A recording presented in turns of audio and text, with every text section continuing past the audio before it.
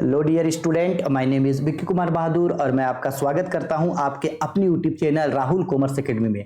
आज हम पढ़ने वाले हैं Jharkhand academy council JAC board class 12 accountancy का लेसन 4, जिसका नाम है साझेदारी फार्म का पुनर्गठन यानी वर्तमान साझेदारों के बीच लाभ विभाजन अनुपात में परिवर्तन यानी reconstitution of partnership firm, change in profit sharing ratio among the existing partner. Exam के पॉइंट ऑफ व्यू से ये चैप्टर बहुत ही ज्यादा इंपॉर्टेंट है, क्योंकि यहाँ से हर साल जो है वो क्वेश्चन पूछा गया है। इस साल भी एग्जाम में आप लोगों को 100% यहाँ से जो है वो क्वेश्चन पूछेगा। तो इस वीडियो में आप लोगों को डिटेल्ड में रिकॉन्स्टिट्यूशन ऑफ पार्टनरशिप फार्म का पूरा कॉन्सेप्ट्स, उसके प्रिंसिपल्स, उसके effects, revaluation account, change in profit sharing ratio का मतलब, रेशियो का अलग अलग फॉर्मूला और इसके कुछ कुछ न्यूमेरिकल्स और एमसीक्यूज कर बताऊंगा, जो एमसीक्यूज एग्जाम्स में आप लोगों को पूछे जाएंगे। 100% इन्हीं में से कुछ एमसीक्यूज एग्जाम में आप लोगों को पूछे जाएंगे। तो इस वीडियो में सारी चीजों के बारे में हम लोग डिटेल में पढ़ेंगे। अगर आपको वीडियो पसंद आए तो लाइक कीजिएगा। इसके अलावा अगर आप कोई भी ऐसा वीडियो है जो आप मिस किए हैं या किसी और चैप्टर का या कोई और सब्जेक्ट का वीडियो देखना चाहते हैं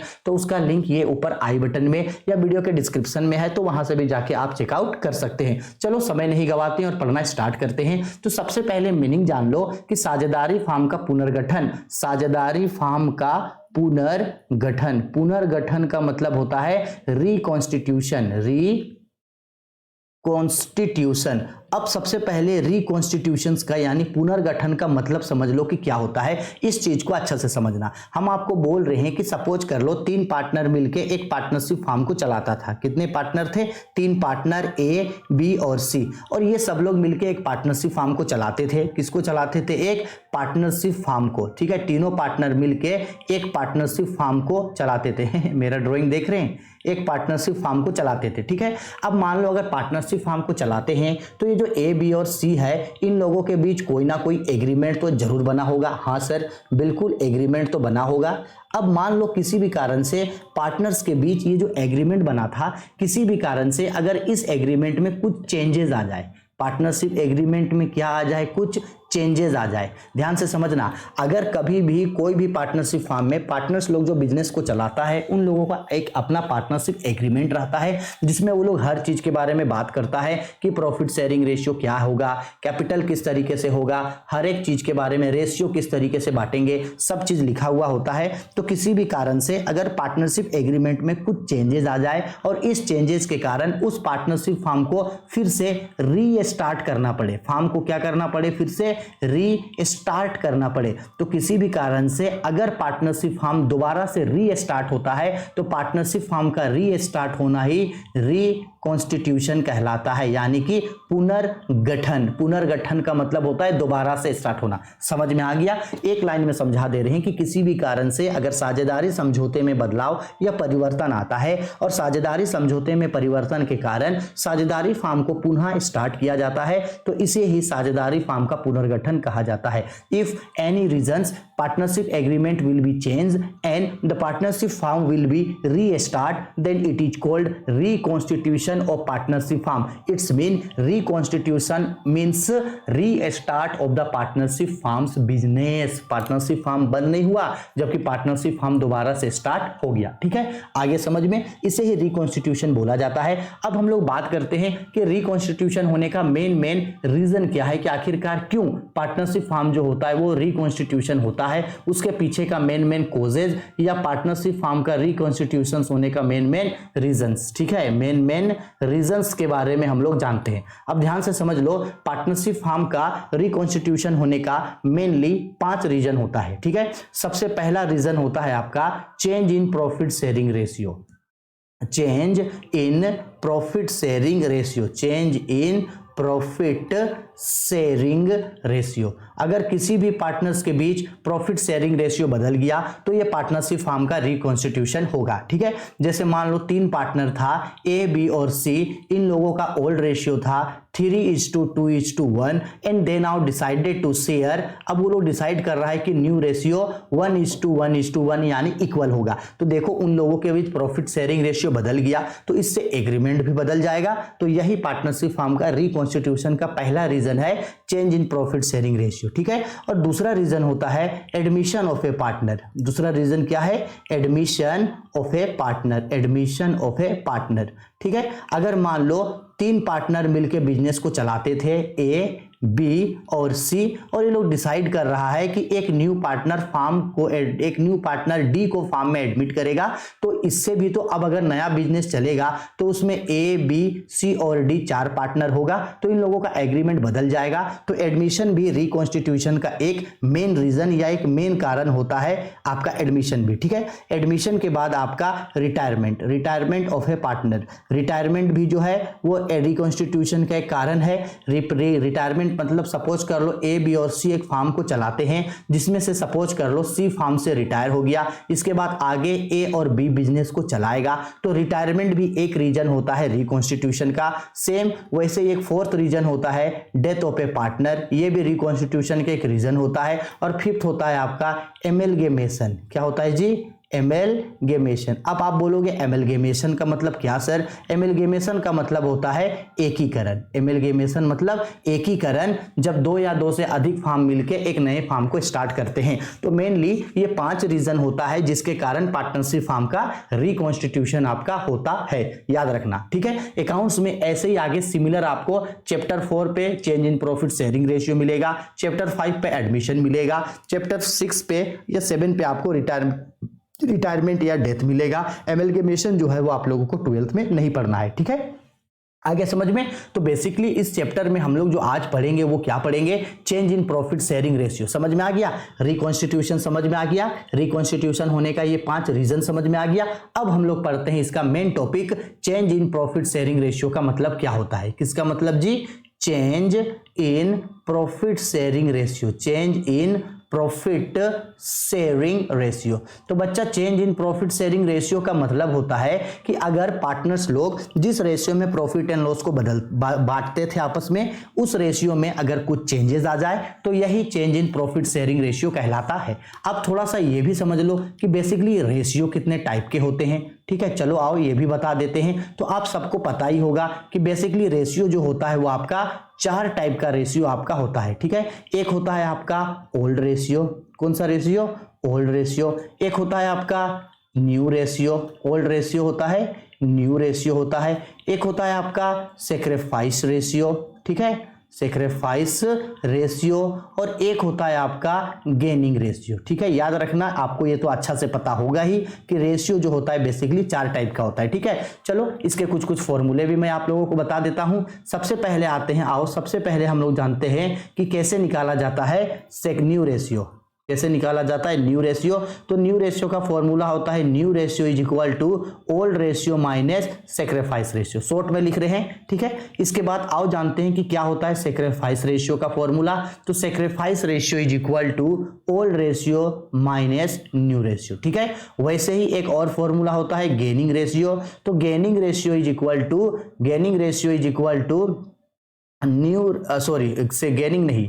अच्छा चलो गेनिंग रेशियो। तो गेनिंग रेशियो का फॉर्मूला होता है gaining ratio is equal to new ratio minus old ratio, ठीक है।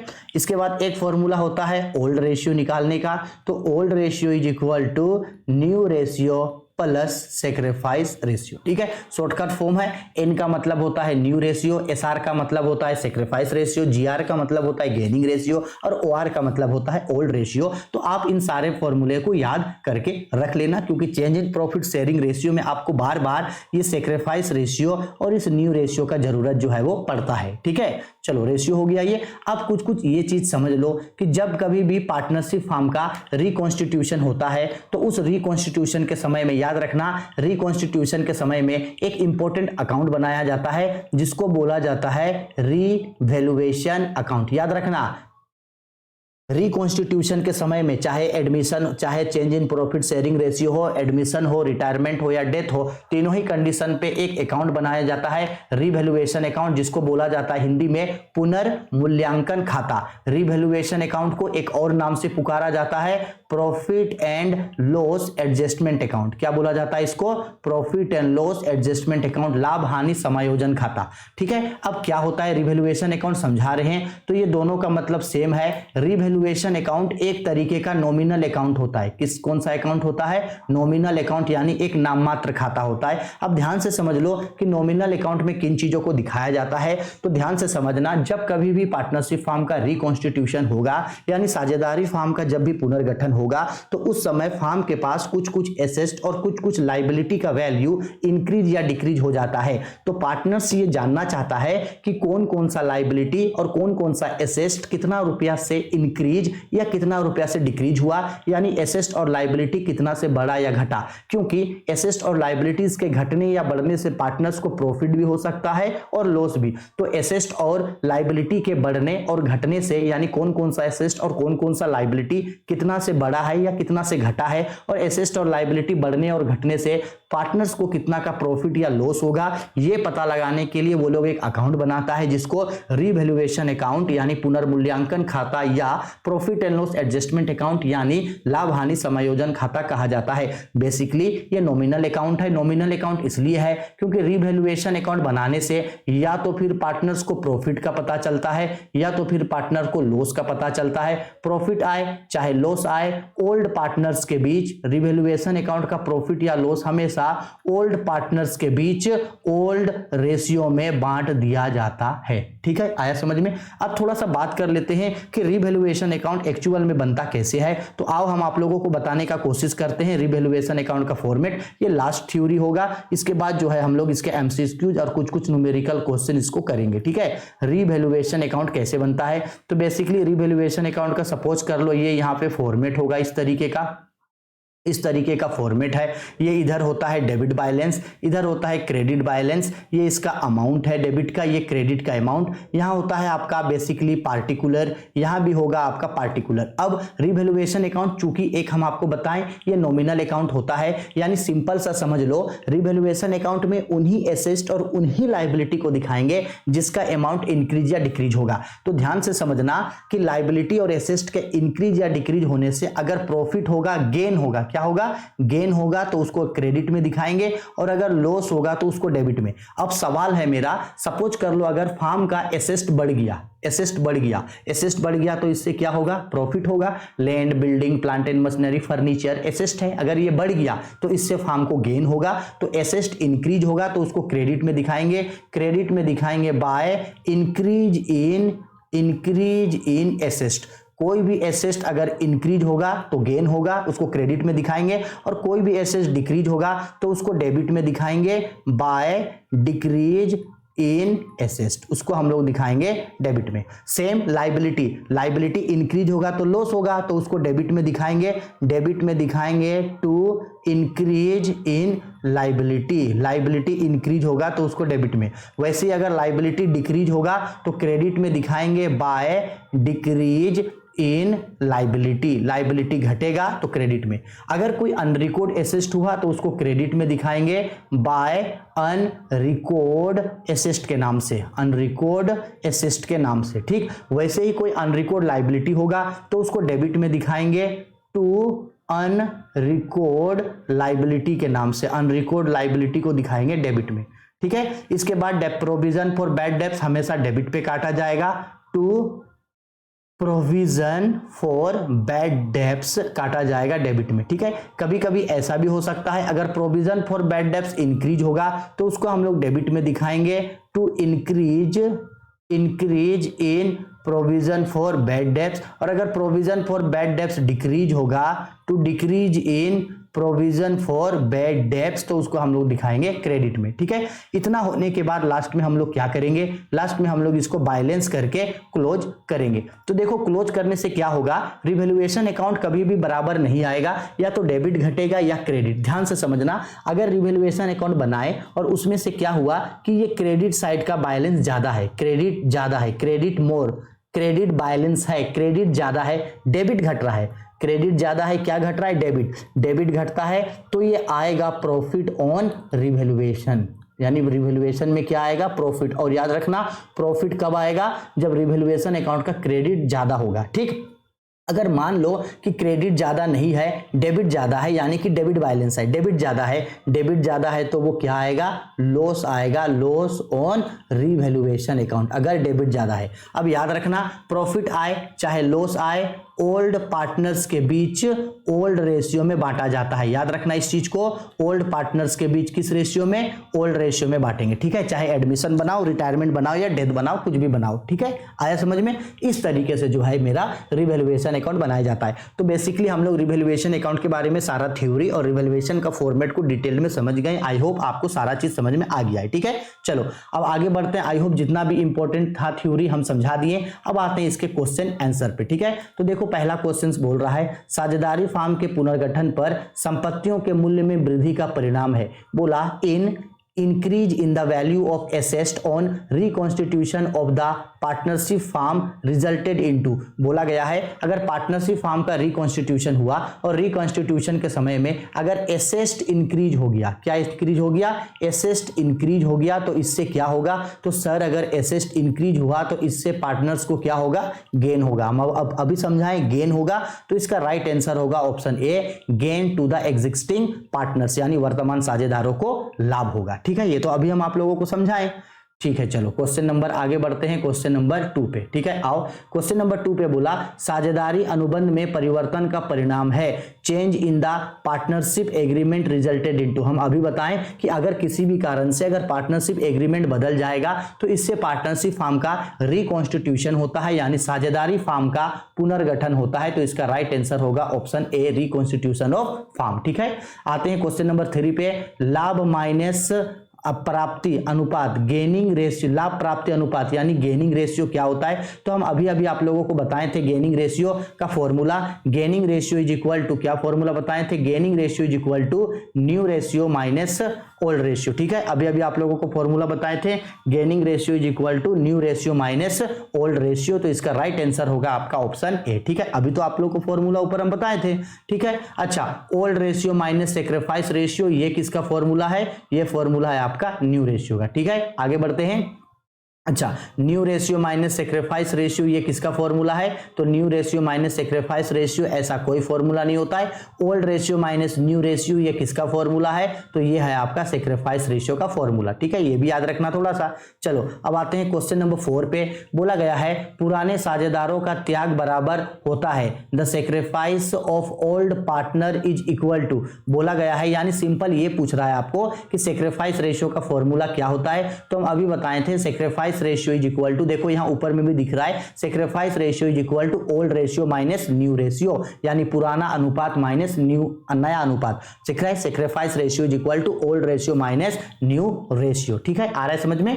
क्वेश्चन नंबर 5, पुनर्मूल्यांकन खाते में क्रेडिट पक्ष के डेबिट पक्ष से अधिक को कहते हैं excess of credit side over the debit side on revaluation account is, यानी रीवैल्यूएशन अकाउंट बनाएं और रीवैल्यूएशन अकाउंट का क्रेडिट साइड ज्यादा है, यानी क्रेडिट बैलेंस है, क्रेडिट ज्यादा है। तो हम अभी बताएं अगर रीवैल्यूएशन अकाउंट में क्रेडिट ज्यादा है, क्रेडिट बैलेंस है, क्रेडिट ज्यादा है तो डेबिट कम हो रहा है, अगर डेबिट कम है तो वो क्या होगा, प्रॉफिट होता है। क्या होता है, वो प्रॉफिट होता है। ठीक है, इसी के जगह अगर ये बोलता कि रिवैल्यूएशन अकाउंट में क्रेडिट साइड ओवर नहीं है, बोलता डेबिट साइड ज्यादा है, डेबिट ज्यादा है और क्रेडिट कम होता तो उस कंडीशन पे लॉस होता, लेकिन जब क्रेडिट ज्यादा है तो डेबिट कम होगा तो वो प्रॉफिट आएगा। ठीक है, आगे समझ में। अभी इस चीज को हम समझाए थे डिटेल में।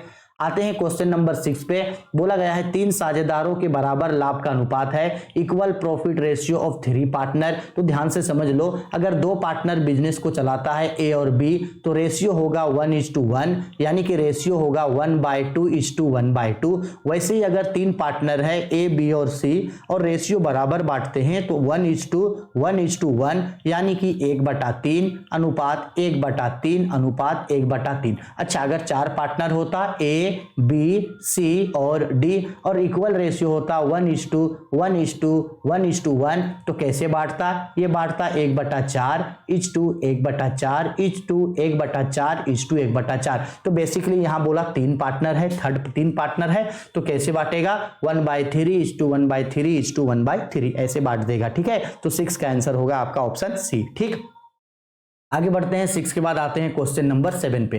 क्वेश्चन नंबर 7 पे बोल रहा है ए, बी और सी एक फार्म में साझेदार हैं। यदि डी नए साझेदार के रूप में प्रवेश करता है तो बोला गया है A, B and C are partners in a firm. If D is admitted as a new partner तो क्या होगा? तो सिंपल सा बात है, अगर 2 पार्टनर पहले से बिजनेस को चला रहा है या 3 पार्टनर बिजनेस को चला रहा है और एक नया पार्टनर सी का फार्म में एडमिशन होगा तो इससे फार्म का रिकॉन्स्टिट्यूशन होगा। पार्टनरशिप फार्म का क्या होगा?